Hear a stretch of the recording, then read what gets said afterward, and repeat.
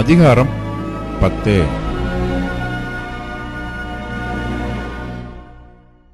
பெலிஸ்தர் இஸ்ரவேலரோட யுத்தம் பண்ணினார்கள். இஸ்ரவேல் பெலிஸ்தருக்கு முன்பாக முறிந்தோடி கில்போவா மலையிலே வெட்டுண்டு விழுந்தார்கள். பெலிஸ்தர் சவுலையும் அவன் குமாரரையும் நெருங்கித் தொடர்ந்து சவுலின் குமாரராகிய யோனத்தானையும் அபினதாமையும் மல்கிசூவாவையும் வெட்டி போட்டார்கள். சவுலுக்கு விரோதமாய் யுத்தம் பலத்தது. வில்வீரர் அவனைக் கண்டு நெருங்கினார்கள். அப்பொழுது சவுல் வில்வீரருக்கு மிகவும் பயப்பட்டு தன் ஆயுததாரியை நோக்கி, அந்த விருத்த சேதனம் இல்லாதவர்கள் வந்து என்னை அவமானப்படுத்தாதபடிக்கு நீ உன் பட்டயத்தை உருவி என்னை குத்தி போடு என்றான். அவனுடைய ஆயுததாரி மிகவும் பயப்பட்டதினால் அப்படி செய்ய மாட்டேன் என்றான். அப்பொழுது சவுல் பட்டயத்தை நட்டு அதன் மேல் விழுந்தான். சவுல் செத்துப்போனதை அவன் ஆயுததாரி கண்டபோது அவனும் பட்டயத்தின் மேல் விழுந்து செத்துப்போனான். அப்படியே சவுலும் அவன் 3 குமாரரும் அவன் வீட்டு மனுஷர் அனைவரும் கூட செத்துப்போனார்கள்.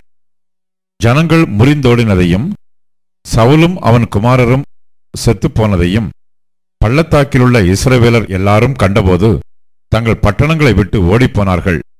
அப்பொழுது பெலிஸ்தர் வந்து அவைகளில் குடியிருந்தார்கள். வெட்டுண்டவர்களின் வஸ்திரங்களை உரிந்து கொள்ள பெலிஸ்தர் மறுநாளில் வந்தபோது அவர்கள் சவுலையும் அவன் குமாரரையும் கில்போவா மலையிலே விழுந்து கிடக்க கண்டு அவன் வஸ்திரங்களை உரிந்து அவன் தலையையும் அவன் ஆயுதங்களையும் எடுத்துக்கொண்டு தங்கள் விக்கிரகங்களுக்கும் ஜனங்களுக்கும் அதை பிரசித்தப்படுத்தும்படி பெலிஸ்தருடைய தேசத்திலே சுற்றிலும் செய்தி அனுப்பி அவன் ஆயுதங்களை தங்கள் தேவர்களின் கோவிலிலே வைத்து அவன் தலையை தாகோன் கோவிலிலே தூக்கி வைத்தார்கள்.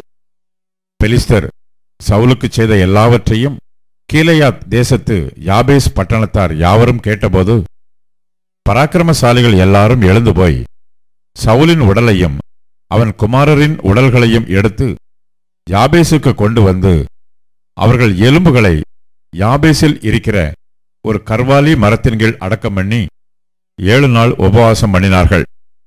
அப்படியே சவுல் கர்த்தருடைய வார்த்தையை கைக்கொள்ளாமல் கர்த்தருக்கு செய்த தன் துரோகத்தின் நிமித்தமும் அவன் கர்த்தரை தேடாமல் அஞ்சனம் பார்க்கிறவர்களை கேட்கும்படிக்கு தேடினதின் நிமித்தமும் செத்துப்போனான். அதற்காக அவர் அவனை கொன்று ராஜ்யபாரத்தை ஈசாயின் குமாரனாகிய தாவீது வசமாக திருப்பினார்.